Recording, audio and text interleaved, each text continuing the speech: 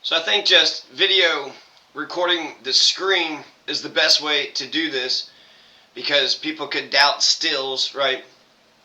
So what we're looking at right here is me sending an email to John Gonzalez, and then he had sent out his process servers to serve the second amended complaint and the summons and the magistrate consent form. And so this is the email right here. You can see that it was sent February 7th, 2025. And here are the two attachments, the second amended complaint and the summons. Okay, and the summons. So the second amended complaint, it was said by Soto Cruz's lawyer, or Cruz Soto's lawyer, that he only got the original complaint that was served, which makes no sense because there's no possible way that John Gonzalez could have got the original complaint or the first amended complaint. The only way that Cruz Soto could have got the original complaint or the first amended complaint was because I had sent both of those things to him via U.S. mail. So let's see. Let's take a look at this second amended complaint. It'll pop up right here, and here it is. This is the second amended complaint, right? You start out with the certiorari, with the federal court order, and then you have the judicial notice, and then it gets into the second amended complaint, right? From right here, statement of facts, and then it begins to, list all the parties, and then it has all the explanations for the parties. I begin right here on the absolute immunity for judges and magistrates. You have Scalia. Scalia had just said, you can concede your argument, but if you do, make sure you do ostentatiously. So there's, when it comes to immunity with 1983 cases, I'm not 100% convinced that judges are immune from the intent of the original law, but the 1996 changes said that judicial officers are immune. And it's hard to say that a judge or a magistrate is not a judicial officer, And then here's where the statement of claims begins from page 20. Now, Victor Hummel, I'm a little sad that this isn't going to go forward because instead of going through the due process, part of the 14th Amendment, I actually go through the privileges and immunities clause, which that's, a different argument than what the Supreme Court. And I think it's better. Justice Thomas had said that going through the privileges and immunity, a lot of these guys said that. So, as you can see here, right, then you got Robert Pickrell, then you have Susie Lucero. She's quit her job too. And then, several other people. All right, so that's the second amended complaint. And just to make sure that we're on the same page, just you get to see, 116 pages plus my birth certificate. Okay. So that's the second amended complaint. And then here is the summons, right? Here is the summons, and it lists all the people that were summoned, right? So they're trying to say that Cruz Soto only got the original complaint. I don't know how John Gonzalez could have got the original complaint at all unless he's getting on the website and, sifting through all the information. He's not doing that. John Gonzalez is not getting on the Pacer and, going through all the different, they charge a dime per page. So every time they click on the one thing, there's a 39-page motion and a 20-page something. And the original complaint was, like 200 pages. And then the first amended complaint was actually pretty short, 13 pages. So these are the summons, right? So they didn't list all the summons for everybody. I had 4 additional summons, but they didn't add every single one of them. But they do, list all the people here. We'll see all the people who were all being summoned.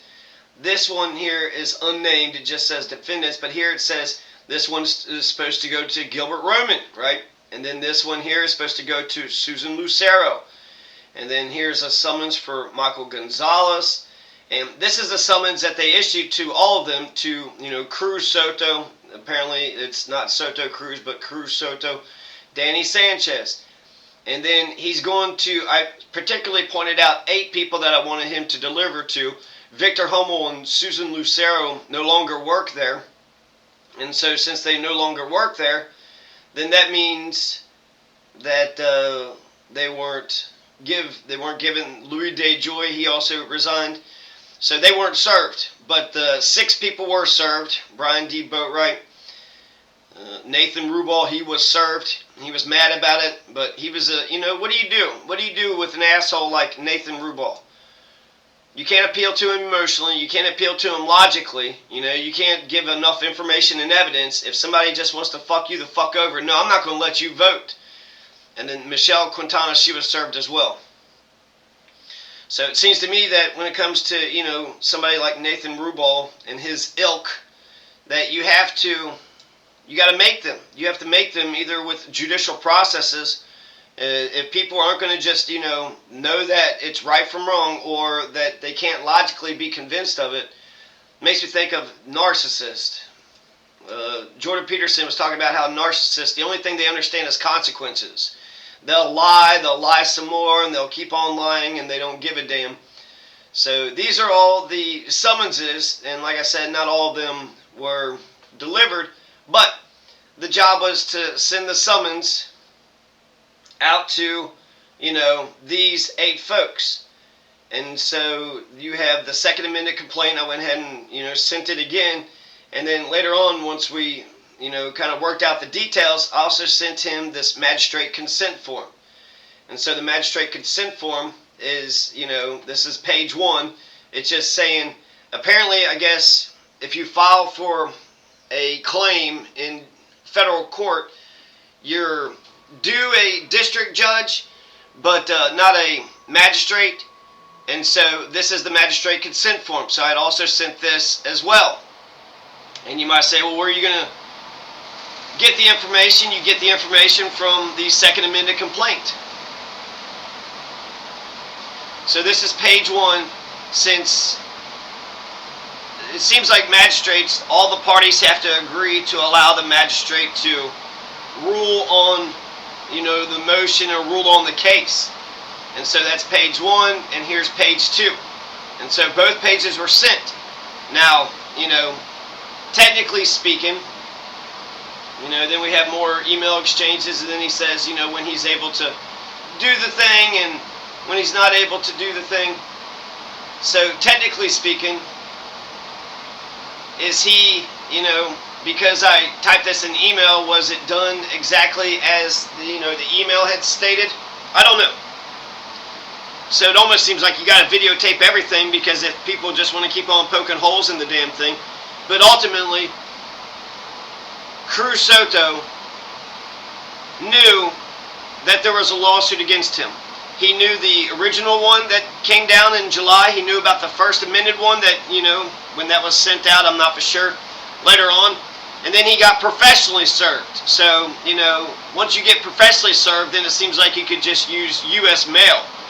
And they could call me, they could send me an email if they were saying, hey, what is this volunteer magistrate form about? If they want to ask any kind of questions, what courthouse is this about? What is this about? What are your perspectives about this or that?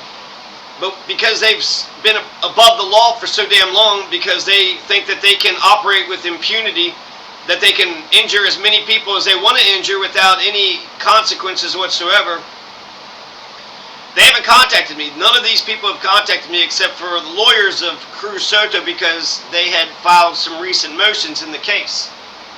And so, the civil action number, well, it's 24CV01851KAS.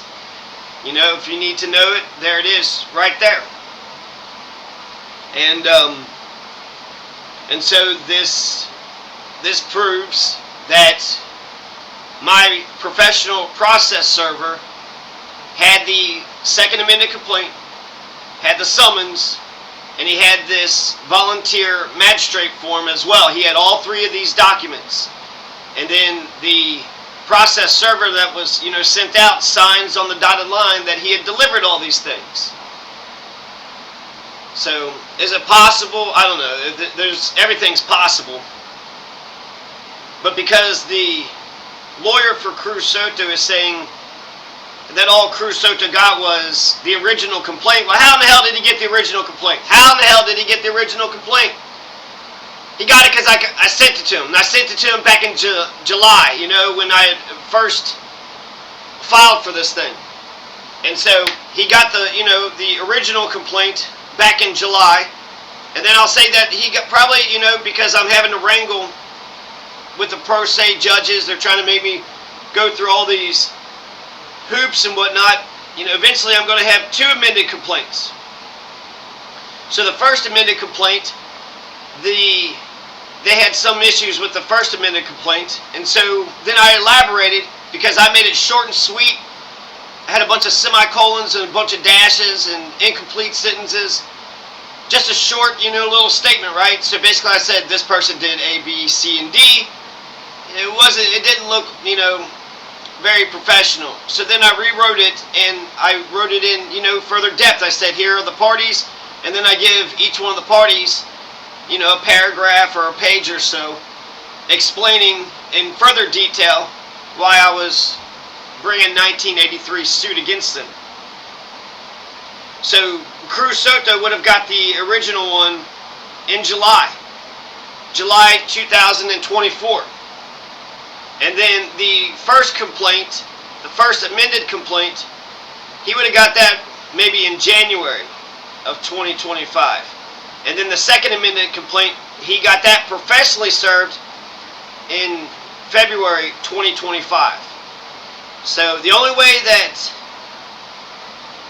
Cruz Soto could have given his lawyers, the only way that his lawyers could have had the original complaint is if Cruz Soto had kept the original complaint that was sent to him in July of 2024 and just said, here's, the first original complaint that he had sent. Because what they're trying to say is that he didn't get the second amended complaint. But lawyers are known to lie, and then maybe Cruz Soto only give the lawyers so much information. Or maybe he only gave them the original complaint. But when talking about what complaint he was professionally served as, he could have only got the second amended complaint. And then the summons and the voluntary magistrate consent form was sent as well. And so I had, that was a very expensive job, and I got the process server forms that had been submitted, signed on the dotted line. He went out and drove to their, places of work and handed all those things out. And we were able to serve 6 people. We were able to serve Ann Kelly. We were able to serve Nathan Rubal. We were able to serve Cruz Soto and Keith Schultz and Danny Sanchez and Michelle Quintana. And out of those 6 people, only one of those defendants had responded to the damn thing, and the other five didn't even respond at all. So, I filed a motion for a default judgment.